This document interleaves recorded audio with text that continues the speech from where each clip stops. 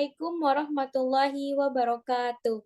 Kami dari kelompok 6 akan mempresentasikan hasil ringkasan kami dengan judul tipe-tipe interaksi obat dan makanan yang beranggotakan dengan saya sendiri dan rekan-rekan saya, Manis Dwi Miranti, Diah Puji, Faradila, dan Zalfira Paramita.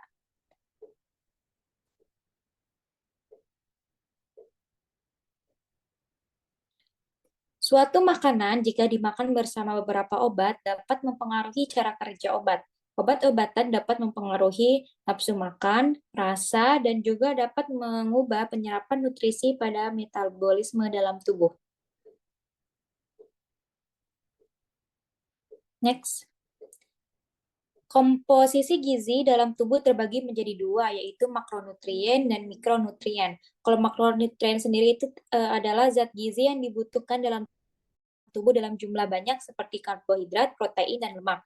Sedangkan mikronutrien itu adalah zat gizi yang dibutuhkan pada tubuh dalam jumlah sedikit seperti vitamin dan mineral. Tahapan penting dalam interaksi obat dan makanan yaitu mengubah tujuan pengobatan, menyebabkan toksisitas obat, dan mengubah status gizi. Pasien yang beresiko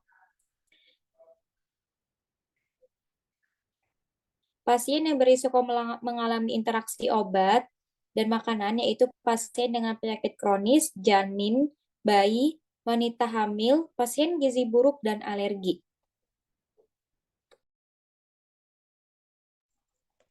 Faktor risiko makanan dan obat. Yang pertama, diet khusus.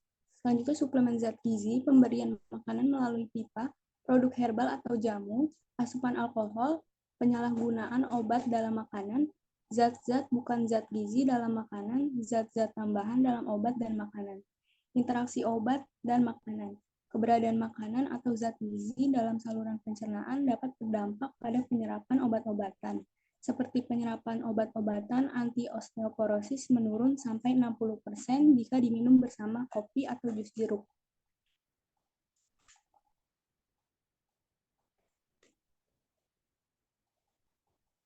Interaksi obat dan makanan pada masing-masing kelompok usia yang terdiri dari ibu hamil dan bayi, kelompok berisiko, lansia, kelebihan atau kekurangan zat gizi, anak dan remaja. Ekskresi zat gizi melalui ginjal, perubahan volume obat dalam plasma darah, selanjutnya mengalami kerusakan atau modulasi dari pembuangan. Farmakokinetik pada obat terdiri dari absorpsi, distribusi, metabolisme, dan ekskresi.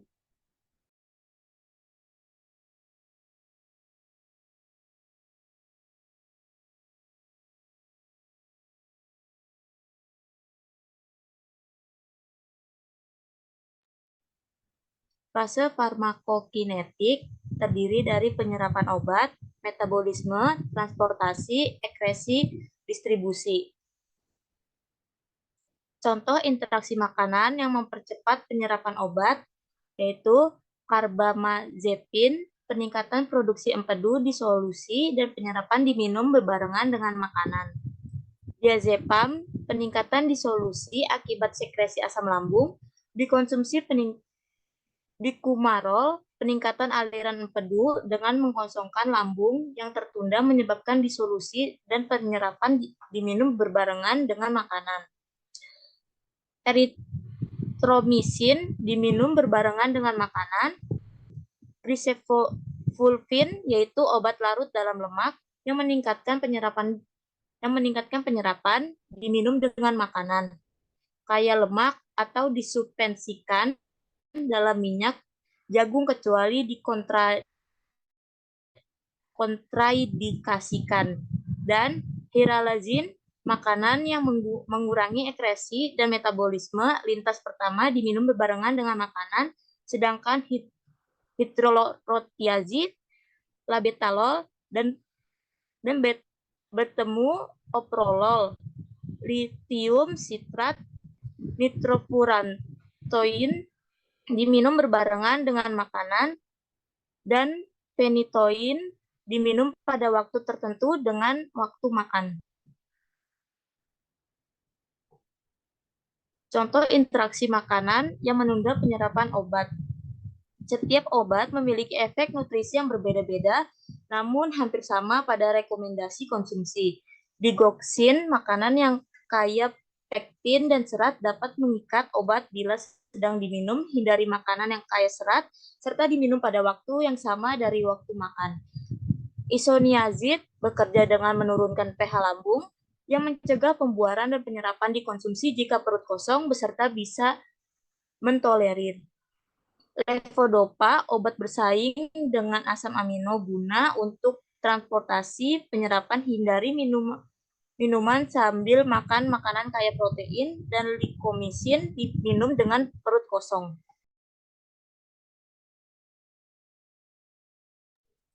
Interaksi penting makanan obat. Konsumsi asitromisin berbarengan pada makanan dapat menyebabkan penurunan penyerapan asitromisin dan eritromisin pada makanan dapat menyebabkan penurunan penyerapan alkali eritromisin. Maka direkomendasikan diberi jarak antara waktu minum obat dan makanan minimal 2 jam. Selain itu, pada obat MAO inhibitors berbarengan dengan makanan-makanan kaya protein, difermentasi, dan asinan atau diasap dapat menyebabkan krisis interaksi.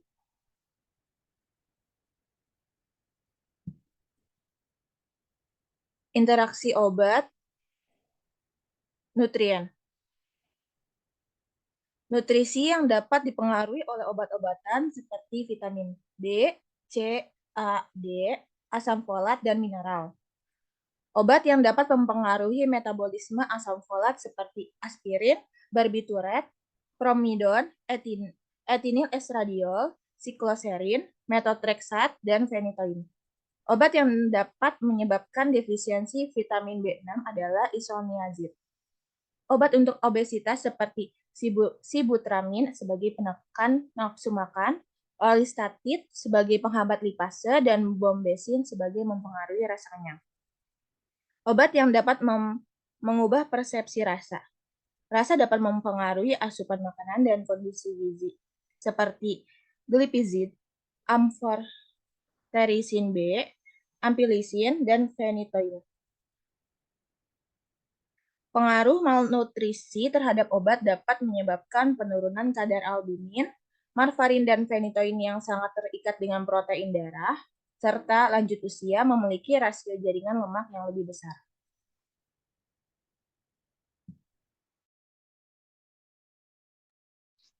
Kesimpulan. Di dalam komposisi gizi dalam tubuh ada mikronutrien dan makronutrien. Adapun faktor risiko terhadap makanan dan obat. Dan makanan sangat berpengaruh sebagai mempercepat dan menunda penyerapan makanan.